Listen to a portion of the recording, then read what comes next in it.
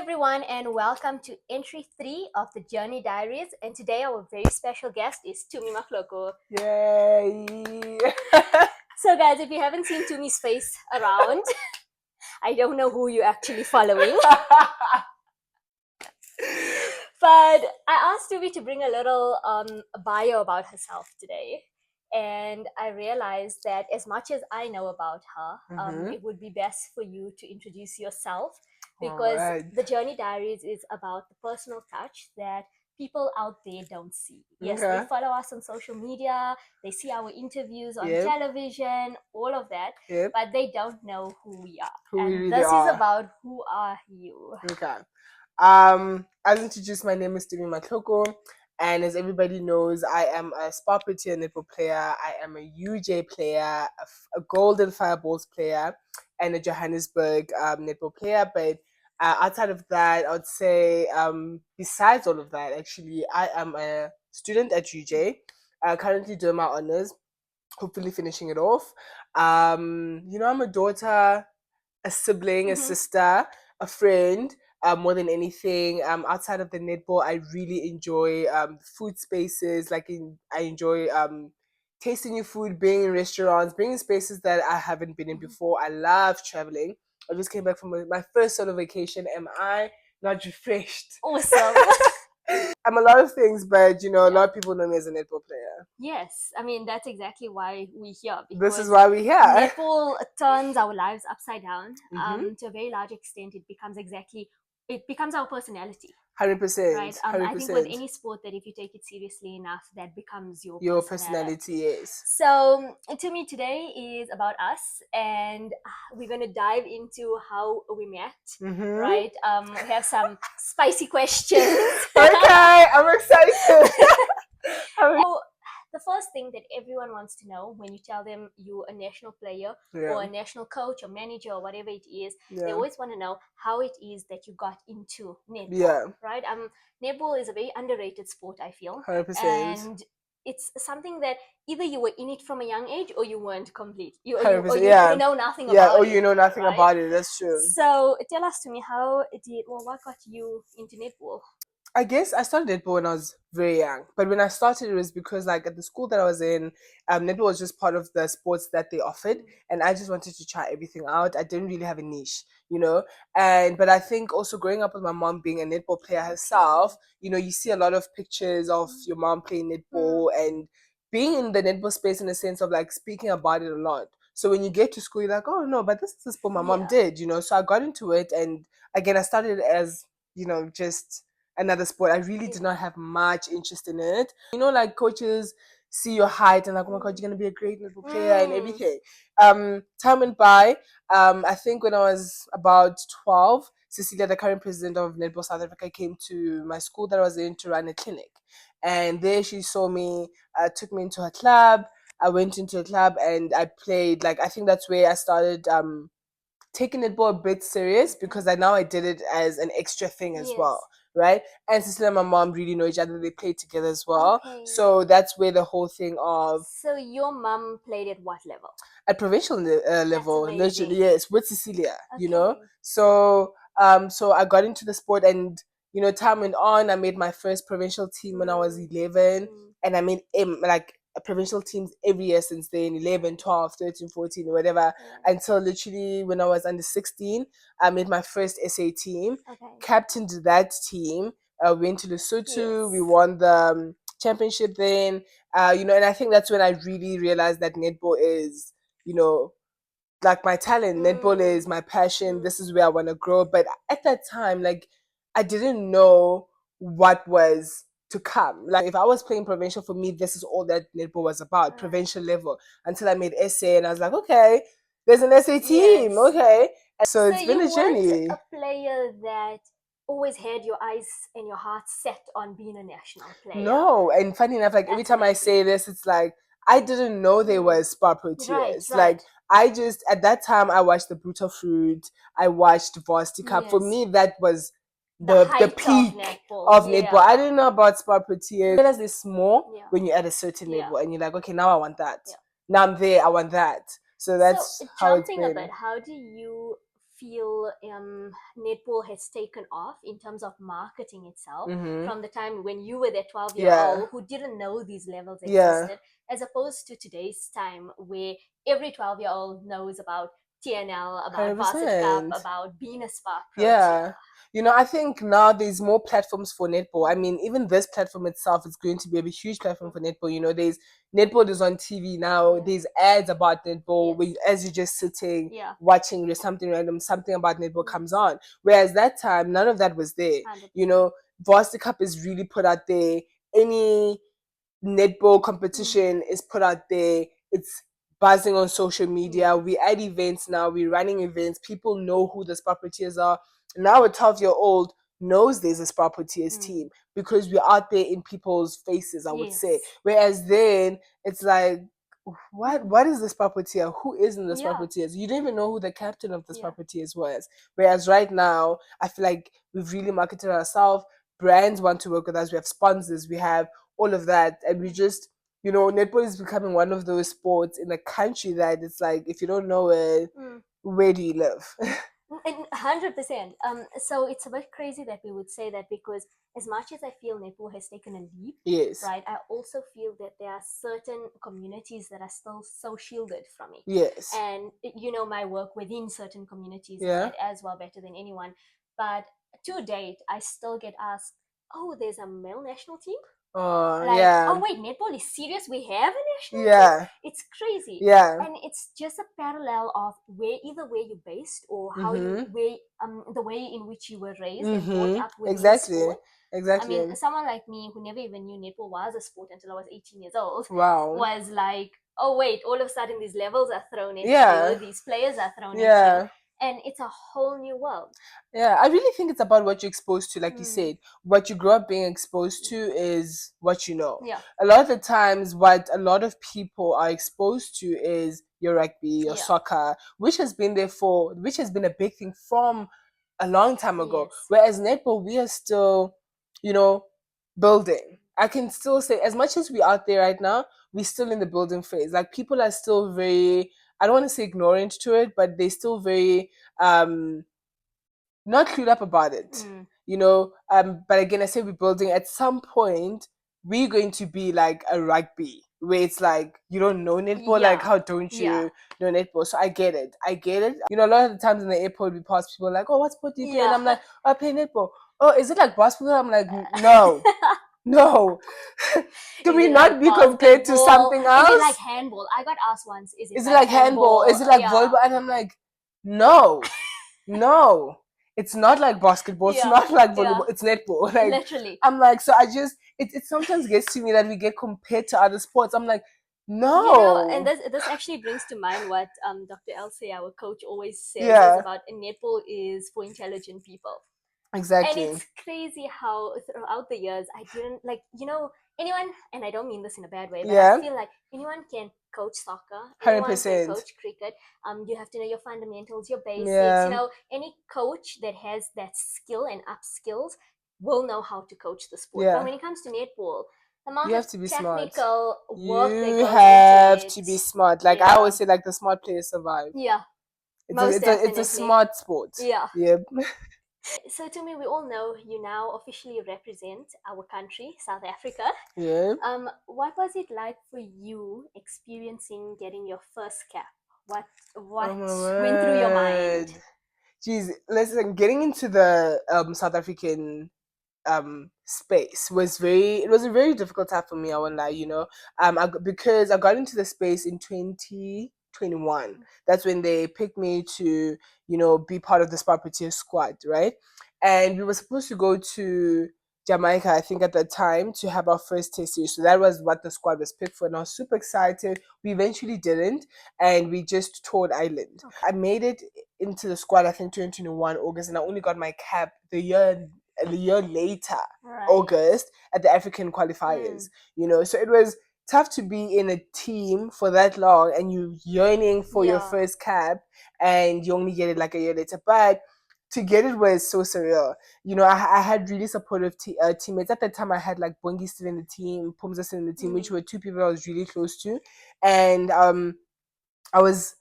like when I stepped on court, I didn't have any fear of not being backed up, Right. right? Which was something that I was always scared about, and which is something I fear for any player. Like being put in a position where you get into a team and you feel like you're not backed up.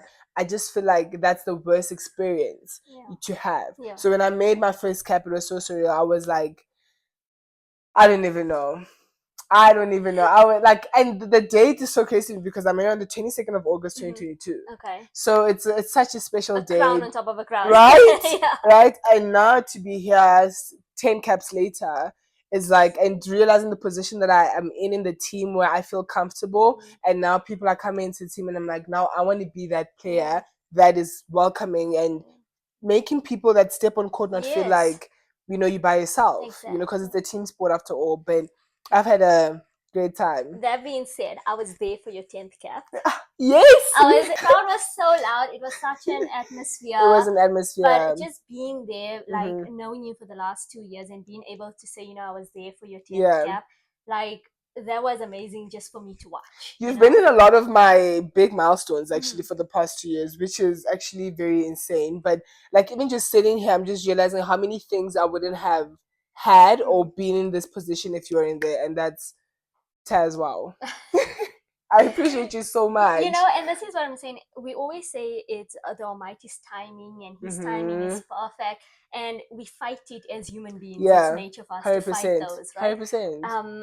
But the people that He sends into your life and puts into your life, it was crazy. This morning, I actually said to Irshad that TNL for 2025 is the applications are now open for coaches, managers, and whatever.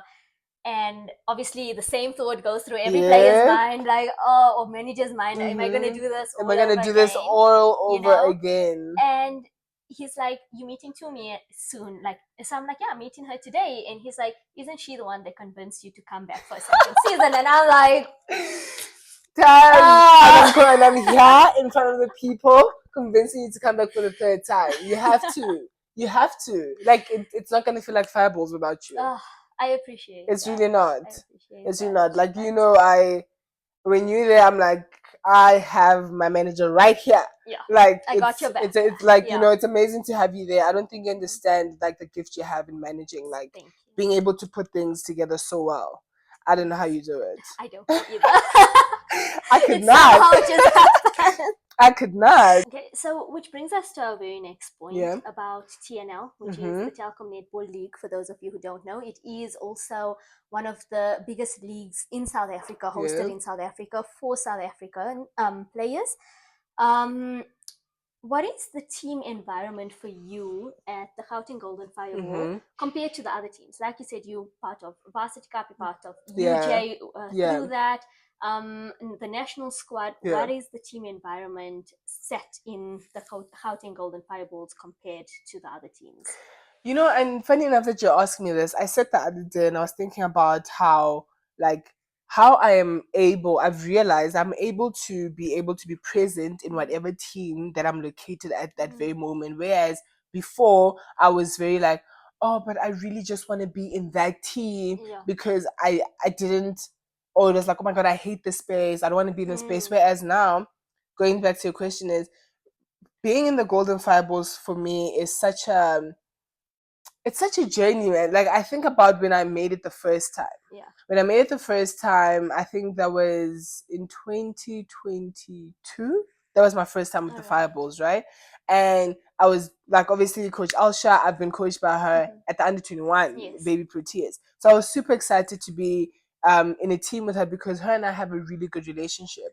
And a good relationship in terms of I work really well in environments where coaches understand the type of person that I am before the type of player that I am, and not in a sense of like, know me, do favors for me, no, nothing like that. But a relationship with a coach is so important, and that sets the standard for how I'm going to perform for the team, So every time when I'm with the Fireballs, it feels like home. Like, it feels like Joburg is like home, which is why I don't regret moving to Joburg, right? But the amount of talent that there is in the team is always so amazing. I don't want to say the competition, but the intensity that we give one another to always be at a certain level is, I don't know, it's amazing. And then to be coached by such a phenomenal coach is always such a blessing. So being with the Fireballs is, I realized like that's my team for life. I always say I wouldn't change. I wouldn't play for another team. So even if I had to move, that would be the end of me playing for TNL, because I don't want to play for another team. Like for me, I'm a Fireball at heart, because we've built such a culture from 2022. When I got in 2022, Fireballs was different before us. You know, we decided that we wanted to build a new culture. We wanted to build a winning culture. So to be part of the team at the beginning, and we won that year, and you know, you realize, oh my god, all of these things that we built, all the principles, all the values, I was part of it. It feels like I was part of something. I didn't just come into a team and just fall in between. I felt like I was, okay, now I'm winning. You know what I mean? And I realized that for me is what I carry and is more important to me than being rocking up into a team and just, it's the best team. Here I am, and then, which is why UJ is also so important to me, because when I went to UJ, like they were number 7, 6, 8 varsity cup, and now we are one of the universities that you have to speak about.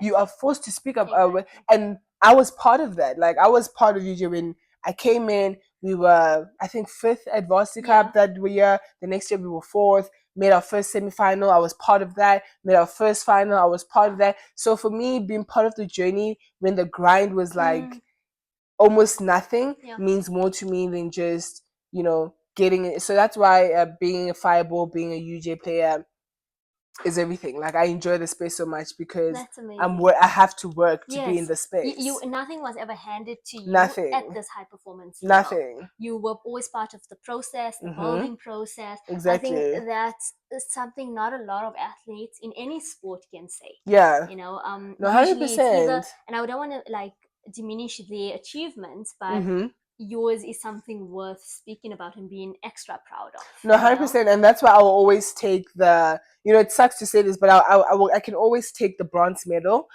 because it for other people it's a bronze medal, but you know our behind the scenes. You know, it's tough, and I started. I mean, when I started with the Fireballs, I started as a bench player. You know, I was barely playing. Then 2023, I really played, and in 2024, I'm the vice captain. So because I'm always growing, I love spaces that I can always grow, and that's why Fireballs for me will always be like my home. Speaking about like behind the scenes a little bit, and you mentioned also how many years you've been playing at Varsity Cup, which stems to show how many years you've been studying in university. Woo! Right? Yes. And just to touch on a broader aspect of athletes that want to get into netball more seriously, and like we were talking about the levels that you need to get into, right? How important is playing at university level for a netball player that wants to make it in South Africa? Oh my god, like university is the biggest stepping stone. You know, when you get into university, you're offered a high performance system where firstly you get to gym with highly qualified specialists. You know, you gym, you get tested. You know, you are given the opportunity to see a nutritionist, a doctor, a physio, which are very important elements in an athlete's career. You know, you are coached by one of the best coaches in the country on a consistent basis with teammates that are at the same level as you are every day. So something that you do at that intensity every day is so important if you want to be a Sparpatia, if you want to play TNL, you know, and that's the difference. Like you can see the players that come into TNL and you can see she's definitely at a university setup, you know. So I really think it's one of the most important I would say steps or levels that I would advise any player that wants to play long term, play at the highest level, to not skip that step. So touching on the flip side of that coin, we know how many times we have to rearrange trainings or game days, important game days, simply because we have athletes who are students and they're writing final exams, assessments. Some quick advice for anyone who is an athlete studying at university, performing at this level. How do you balance it all? How do you balance it all? Times every day I'm just like, how do I balance it all?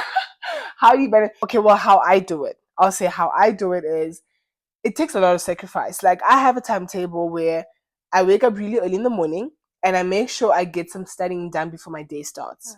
So I will, if I have gym at 9, I will study like let's say 6:30 to 8. Right. You know, and that forces you to get into the groove of the day. Right. You know, so I do that 6:30, 8:30. For example, I go to gym at 9, and then after 9, I'll have classes. Right. Then after classes, um, I'll have a session, my second session, and then I get home. It's like literally shower, eat, study. Yep. Right.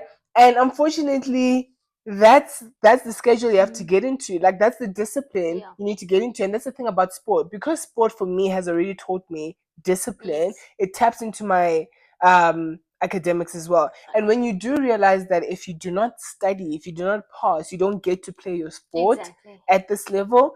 If that is not enough motivation for you, I don't know. I study because I want to play varsity cup.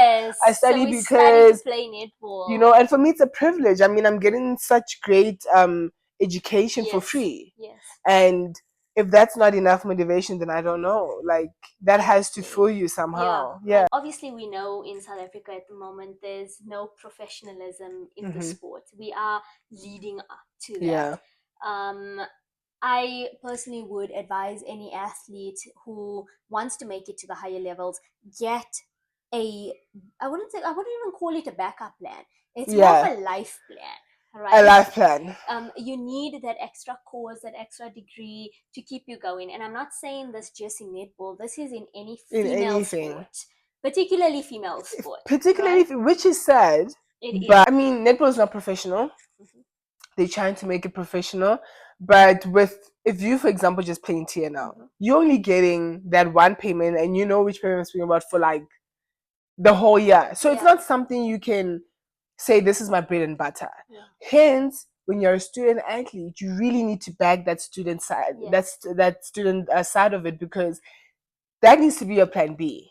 If plan A is you becoming a professional netball player somehow, some way, when it becomes professional and everything. But even in that, even me being a sport player that gets paid every month, that is still not my bread and butter. 100%. You know, it can't be. No, 100%. Because you're growing older, you have more responsibilities. You realize that, you know, I need more than this. And not in the economy of today. Not in the economy of today. You know, so that is just one income that I get out of the many other ones that I'm still hustling with, you know. And I literally say this all the time, that like I feel like I'm a hustler. I can't get comfortable with netball salary, because you have it today, tomorrow you don't have it. Exactly. And that's the inconsistency that comes with not being professional yet. You know, hopefully one day we get to be professional, and we can literally say all I do is train and sleep. Yep. I mean, if I could just train and sleep, you would get 10 times. Notice how she's like completely missing out the point of eating. We're just training and sleeping. Train, sleep, eating. I don't even have to say it. I eat, or it's already part of the part of everything.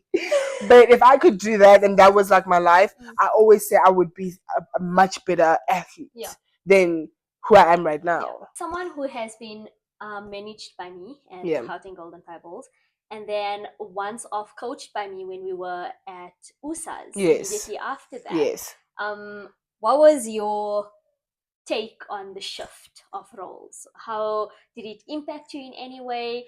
Personally, I'm curious as well. Simply because like I don't feel like our relationship changed as much. But how did you view that shift? For me, like, you know, having you in my space is like a comfort for me. So it for me doesn't really matter the role that you're playing at that time, because I respect you and I respect your knowledge on you know, the knowledge that you have of the sport. Like, it's like, for me, that's why it doesn't matter what role you play. Like, even if you're my manager there's one time and you somehow throw in something that's about coaching, like I won't be like, oh my gosh, she's just my manager. Like, for me, it's just about Taz, somebody that I really respect, that is in my space, giving me like advice or playing whatever role that she's at that point. Like, it didn't really affect me that, you know, oh, she's my manager now, she's my coach now. It's like whatever role that you came with, I was able to like just take and respect. Funny That's enough, awesome. actually, yeah. Oh, that's awesome to hear as well. I won't lie to you. Like, immediately after TNL, so we jumped into USAS, right? And I was very scared about that switch of roles. Really? Because a lot of you guys that were in Fireballs were part of our USA UK team as well. Yeah. So I was quite scared. It was my first time making that major switch word. in a high performance setting. That's crazy. You know, I actually didn't think about that. And that's, you know, that just shows where we are as people. Whereas I didn't actually realize that you're here really like thinking about it. And for me, it's just like, oh my God, Taz is in my space again. Yes. And that is exciting. Let's go. You know, it's exciting. Like I mean, I feel very comfortable with you in my space all the time because I feel like I know I can come to you about anything, whether it's advice on how I play or something that I need to be managed. For me, it was great to have you. If I could have you in the spa with tears as well, that would be great. That would be great. Yes, yes, you should be playing in 5 years' time still. Yeah, no, definitely. I am not going anywhere. Then I'm just working my way up. Okay, great. So we're gonna do some speed questions. Okay. All right. If you could change anything in the sport and it could be changed today, what would you change? Getting paid more. You don't even have to ask me twice. And that's not just the players, it's management, it's coaches, it's everyone. Everything. Yes. Brilliant. How do you see the sport evolving in the next 5 to 10 years? Having a very professional league where we actually call people overseas to come play in South Africa, you know, which is what, like, for example, England and Australia are doing. I see us being there, you know. Awesome. Oh, yay! We're super excited about that. So, life after your playing career, where is Tumi? Tumi is a business person. I do not want to do the 8 to 5. Tumi is a wife, a mom, you know, hopefully, and yeah, I just want to have something that is running, that is making money, which is like a business and giving back to the sport somehow in that sense, but also just starting a different life outside of netball, which is again like saying kids, being a wife, and yeah. Amazing. What is your pre-game ritual? My pre-game ritual, I have to have a really good shower with really good music, and yeah, I need to dance a bit like in my room before I leave my room for the bus or something. No, 100%. But shower, music, dance. I love it. Yes.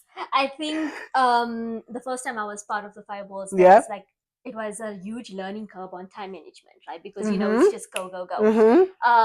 For me, I've picked up is that I have a crappy start to managing a game when I don't do my hair. Wow. Yeah. And I feel like it's been a thing from club level, which I didn't realize just kind of stuck even at this level. So I used to tell my players back at club level, we used to set hairstyles for everyone to be like, this game, this is the hairstyle, and everyone's going to show up. To a point where if you didn't know how to do it, I, as your coach, before that game, used to be sitting there, doing whatever I needed to do to ensure that everyone on the team's hairstyle is on point and team culture, you know? I mean, I knew you loved the hairstyles, the different hairstyles, but I didn't realize it's like really part of you. I didn't realize it was that like until that big. That's the thing, you learn so much about yourself. But for me, it's music. Like I need to, and a shower. I need to have a good shower with music before the game. Then I'm ready. To me, if you weren't a netball player, who would you be? If I was not a netball player, I would probably be like a dermatologist or something in skincare. I did not see that coming. Your first impression of me when you saw me for the first time, because I remember very clearly. I was brought in by that time the president of Gauteng Netball. It was a very last minute switch to the Fireballs team as well. I walked in, I got to the courts, and I only remember one thing, right? Because I was firstly traumatized by this, and I actually told Coach Elsay about it, because the first time I got to a training session, you guys had already started training for the season. And the location that was sent to me was just taking me everywhere but to the training But to the location. training And I location. swear I was 30 minutes early, and because of the location issue, Oh my I actually ended god. up being like 5 minutes late. Yeah. So when I got there, and Elsa like shook my hand, and her first thing was, "Why are you late?" Oh my And I god. told her this, That like is this year, so I Coach told her, I'm like, you know, that Alsha. was my first impression of you. And then That is on top so Coach of that, Alsha. you must know, I knew that I was kind of like the black sheep coming into this team, Yep. set up a team Yep. where just won this title. Yeah. And we're standing around in a circle, and I'm being introduced. Yeah. And the only thing going through my head was, these girls are giants.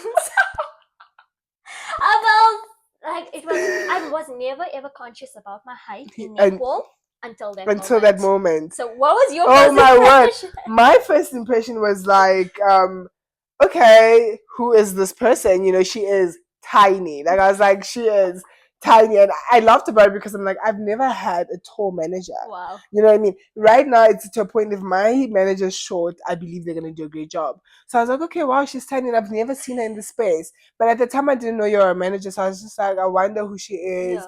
And they're like, oh, this is Taz. I'm just like, oh, cute, cute. Because for me, like, you gave off a very like cute personality from the beginning, you know. So I just found you very like interesting. I just found you very interesting. You were really interested in our social media. I'm like, finally, because I'm interested in social media. So I was like, geez, let's go. And when I saw you on top of your game, I was like, yes, love her. I need someone that's on top of their game. And I was just like, oh my gosh, she is really short. She's tiny. Like, who is this person? So for those of you who don't know, that is actually the first time I met Tumi. Yep. It was in the Gauteng Golden Fireball setup. And then it was just event after event. And we just never left each other's lives. I was like, Taz, please manage me. Like, and then she became my manager. Yeah. And that's just how it is. And then you came to UJ. We were meant to be in each other's life. I'm convinced we're meant to be in each other's life. For me, the biggest thing was watching you now during Fast Five. Yeah. Watching you play in New Zealand. And I'm watching you and a few other players that I've not only had the privilege of meeting, but like actually now coaching and managing in my life. And Isha turned around and is like, babes, you coach those players. And it took me aback. Yeah. You know? Like, that's you right now. That's insane. And like, I just have to say, like, thank you to you as well for like still having this faith and belief in me, because I promise you, after that first year, you know, I was like, yeah, you this isn't the space were ready to dip, and I'm like, you can't do that to me, Taz. Like, give it another chance. So basically, you were just being selfish. I was like, it's about me. It's about me. Like, you can't do that to me. And you know, the thing is, I also understood. It's like coming into the space is very. It's tough. It's daunting, and because I knew the team and how they were running everything, I could understand why someone would have like a hard time the first year. Don't you feel like it was better this year? No, it was. To be honest, I can turn around and honestly say I enjoyed it. I thoroughly enjoyed it. I mean, this podcast would not be happening if I didn't enjoy my time in it. Exactly. You know, so I think that's. And now imagine if you come back the third time. Third time's the charm. They say. Third time's the charm. Third time's the charm. Like, listen, I get it. I also kind of had a horrible first year, and now it's like Fireballs is like my you know, it's part of me. So I know, like, the first year is always not that much. Really, a lot had to do with the players and you. I mean, like you said, this year you were the vice captain of the team, and you know, we always say that the team culture stems from management. Yeah. And definitely you had a huge role to play in that as well. So yeah. Well, I'm glad, you know, I've been in a lot of teams where I wish I was welcomed better or had a better first experience. And that's what I wish to do for people 100%. Coming into a space that I can control that experience for them, you know. It's about the sport. Like, we should never move away from people experiencing the love for the sport 100%. Based on the sport. Like, it should never be about anybody else. Like, nobody's above netball ever. So I'm glad. Sport is always bigger than us. Exactly. So I'm glad you had a really good time and could experience the netball for what it was. And I really think you had a good year. No, I did. You had a really good year. Yeah. Listen, from Fireballs to I'm UJ. I'm over, and I'm saying this on camera. I'm over bronze and silvers. Taz! I don't even hang them up anymore. I took down all my medals. I feel like I'm just like second place now. I'm over it. I don't remember the last time I won gold. Okay, well, besides Malawi, Yeah, yeah. whatever. But I'm just like, am I the silver? So don't say that, because I remember having a conversation with you through Instagram. Yeah. Because after Varsity Cup and we hit that silver, Yeah. it was It was hard tough. because It was you must know tough. we didn't come back to a team afterwards. Mhm. Everyone had to deal with their emotions individually By themselves. right? And that's what was hard for me. Yeah. You know, and already for me, going into Varsity Cup, I was already dealing with a lot. You know, I just lost my sister and I didn't want to play Varsity Cup, funny enough. So, quick story time. I didn't want to play Varsity. So when my sister passed away, I was like, you know what?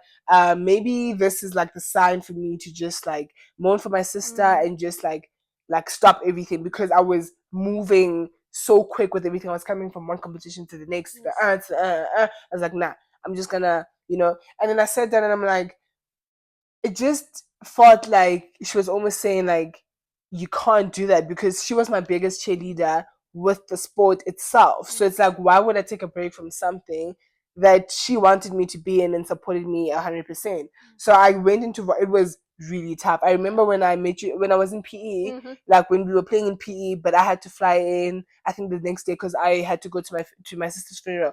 I literally was crying the whole time, and I'm like, I don't know how I'm gonna do this. I don't know how but it just felt like I had to be in the space.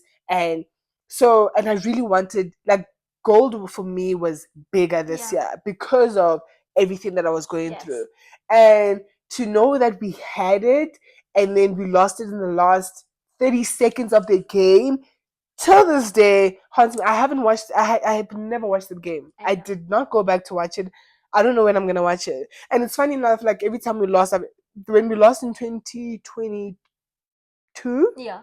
no, 2023, I still didn't watch the final. I haven't watched the final. We lost this year. I still haven't watched the final. I don't know what we need to do, Taz, because I can't take another silver. I can't take another bronze. So even with TNL, it's like it was my second bronze. So I'm over it. I'm ready to win. I think we are. And I have to say, like, you know, like I said, we didn't come back to a team to mourn that loss together or the year together in that sense. But you can bet that your management has your back already, because trust me, we've been through it already. We had discussions already. I know there's 10 more discussions to still be had, but we did have discussions as to how it is that we can either better this team, better ourselves, obviously, and we are going for the goal. I mean, no one's going to turn around and say, you know what, this is it, throw in the towel, and I'm going to finish off on silvers. Listen, and that's why I'm coming back to you, Jay. Like, I was supposed to be done this year. I'm coming back to you, Jay. I'm coming back to you, Jay, for another season. Because I promised myself that I'm not going to leave UJ without a gold medal. And I want a USA gold medal. I want a Varsity Cup gold medal. And I'm saying it on camera. So when you guys see me the gold medal next year, just know that I meant what I said. Okay? Like, I want those 2 gold medals. And when I have them, I'm out. I love it. And I'm giving like the new generation of UJ that platform to come and do their own history. But I feel like I've made history in making the first semi-final for UJ, making the first final. I want to make the first gold for UJ. I just feel like it's not over. So another season with the Orange Army. I love it. Yay. Okay, good. Because I know obviously that we didn't know if you were coming back or not next year. So I'm so glad that you are. That's wonderful news. No, I'm coming back. I'm coming back one more year. One more year. I have one more year. I love it. And we have to bag it. Awesome. We have to bag it. No, we will. We have to. Yeah. From TNL. From TNL. You know, so I'm just So we're going to start the 2025 season with a bang. Look at us acting like she's already scouted for the team and I'm already got the position. But you're putting it in the universe. I'm putting it in the universe. You're going to be the manager of the Fireballs. I'm going to be picked in the team and we're going to win that gold medal. 100%. It's going to happen. Tumi, final words for us. You've been a sport. I absolutely love your company. I can do this all day, every day. Every day. Final words from me is, you know, 2025 is going to be a different to me. I know people just say this, but it's going to be a different to me in all aspects. I'm really pushing the holistic side of life and just growing up. I'm 24 next year. I want different for me. You know, I want different for my sport, and you're going to see to me that can just. I want to be also a shoulder for players. You know, so taking on that senior role a bit more seriously. A bit more seriously, because you know what, I'm actually quite the senior. That next year is my 7th year in varsity, guys. My 7th year in varsity. So my final words is I'm going to stick to the plan of just being gold, and next year for me is a golden season. 24 golden season. Love it. That's it. Absolutely love it. And you know, I'll be at your side. I know that. So guys, stay tuned for way more. It's not the end. It's never the end, though, until we've achieved everything we wanted to achieve. 100%. 110%. I think that's what separates us from the rest, is that we're not willing to throw in the towel no matter how long it takes. And that's just the drive in us. Yep. You know? No, like, it hurts. Like, I always say that if I had to mention my top 5 heartbreaks, it would not be a relationship. Nope. It would not be nothing. All 5 of them will probably be netball. You know, and that's how I'm invested in the sport. And if I'm going to be invested, I might as well get like the return on investment. 100%. So until I get the return on investment, the sport is still going to see me. I love it. Okay, guys, so you heard it here first. This is not the end of Tumi and Tess. Not the end. You haven't noticed it's like TNT. TNT! You never noticed that. TNT! Yes, we are TNT. Awesome, guys. So for more TNT, don't forget to like and subscribe.